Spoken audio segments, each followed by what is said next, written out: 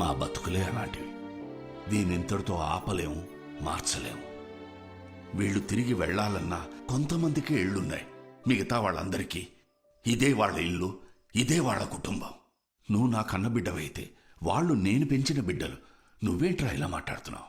మరి నన్ను మాత్రం ఎందుకు బాబాయ్ పంపించారు? నన్ను మాత్రం ఎందుకు చదివించారు? నా వయసులో ఎంతమంది ఉన్నారు అక్కడ? వాళ్ళని మీ కొడుకులు అనుకుని ఉంటే వాళ్ళు బాగుండేవాళ్ళుగా. ఇవాళ శారదమ్మ నన్ను హాస్పిటల్ అడిగింది, మీ నాన్న మీ చేత కత్తి పట్టిస్తారా అని. ఇవాళ శారదమ్మ చూసిన చూపు జీవితాంతం మర్చిపోలేనన్న. నేను రేపు వెళ్ళిపోతాను నాన్న, ఇంకెప్పటికీ రాను.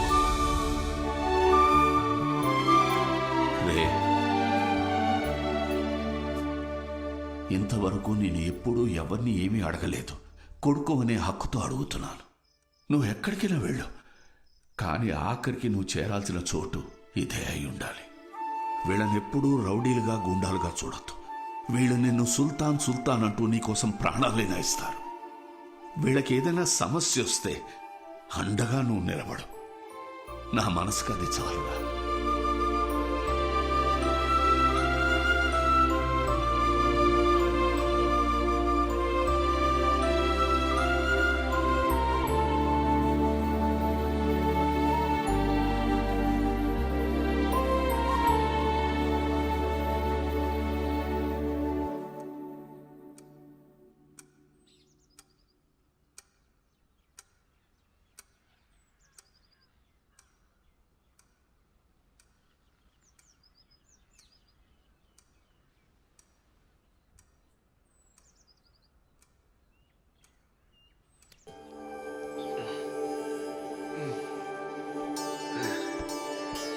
ఏంటి మావయ్య?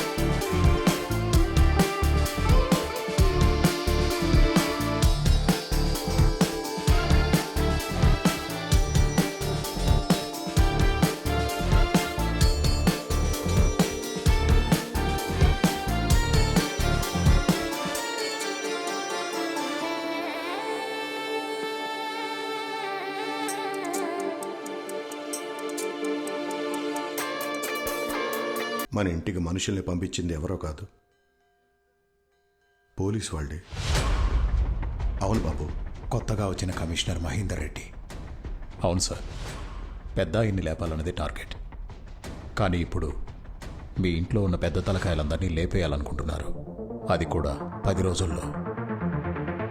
మల్లేశం, రాఖీ, అరుణాచలం, సంపు, సాంబశివం, యాదగిరి, కాశీ, మైఖేల్, మన్సూర్.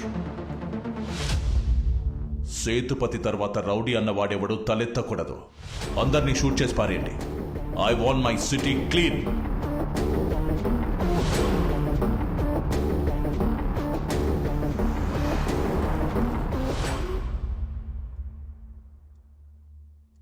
ఎన్కౌంటరా? కాదే, నాకు గ్యాంగ్ వార్ అని చెప్పారే.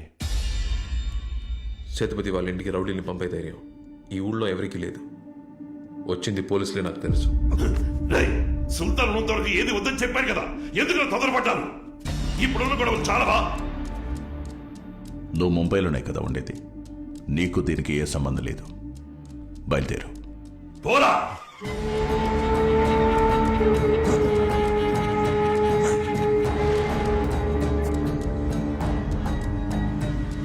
నేను నీ మంచి కోరి చెప్తున్నాను, ఇక్కడ ఉండొద్దు, వెళ్ళిపో. నన్ను పంపించి ఏం చదవను సార్? కాల్చి చంపేస్తారా? ఎంతమందిని? 10 మందిని, 20 మందిని సరిపోతుందా?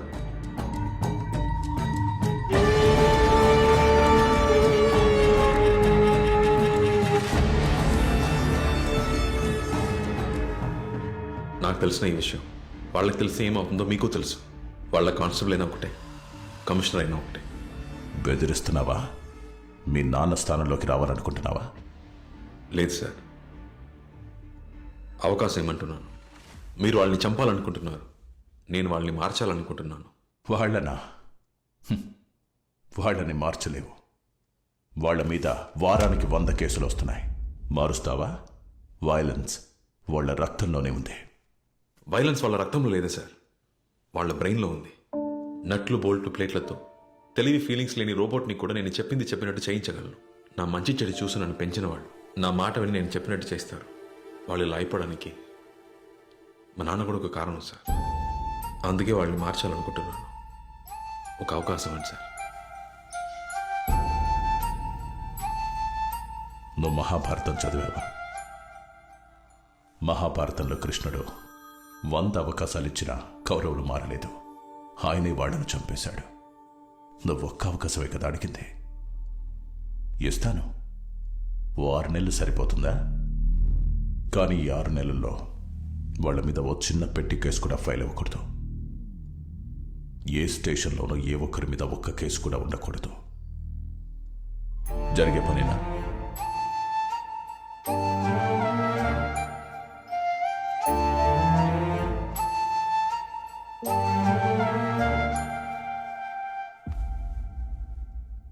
గుర్తుపెట్టుకో, ఒప్పందం మీరితే నోబడీ కెన్ సేవ్ దెమ్. మహాభారతంలో కృష్ణుడు పాండవుల వైపు నుంచున్నాడు. అదే కృష్ణుడు కౌరవుల వైపు ఉంటే వాళ్ళకి నేనున్నాను. అదే మహాభారతాన్ని ఒకసారి యుద్ధం లేకుండా ఉంచుకోండి సార్.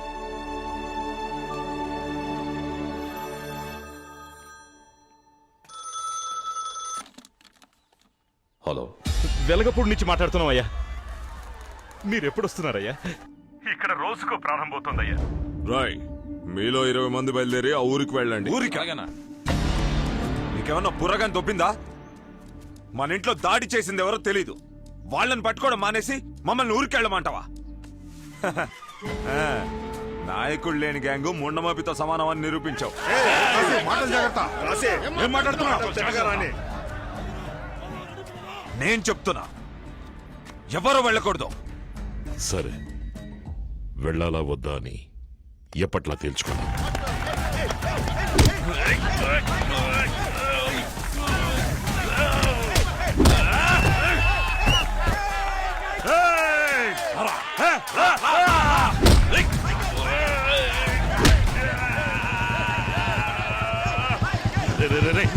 ఆపండి.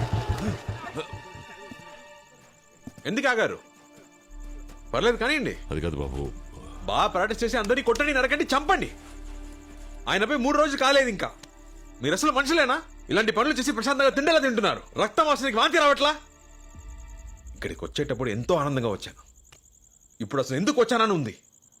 ఇప్పుడు చెబుతున్నాను వినండి. నేను ఇక్కడ ఉన్నంత వరకు ఎవరైనా కత్తి చేత పట్టారో ఆ నిమిషం మీరెవరో నేనెవరో. నేనున్నంతకాలం ఈ గడప తొక్కను, మీ మొహాలు అసలు చూడను. తప్పుకో. ఏంటి, జపాన్కి రావా? పిచ్చెక్కిందా నీకు? మచ్చా, ఇది నీ డ్రీమ్. దీనికోసం నువ్వు చాలా కష్టపడ్డావు. వీళ్ళందరూ ఎవర్రా? ఆఫ్టర్ రౌడీ గ్యాంగేగా. ఇంకేం ఆలోచించుకో, బయలుదేరు. నీకు వీళ్ళు రౌడీలు కావచ్చు, కానీ వీళ్ళే నా సర్వస్వంరా. వీళ్ళ చేతి ముద్దే తిన్నాను, వీళ్ళ ఒళ్ళోనే పడుకున్నాను.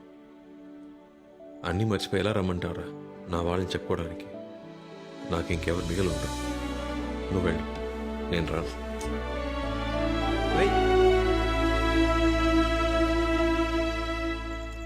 మనం ఆ ఊరికి వెళ్ళి తీరాలి.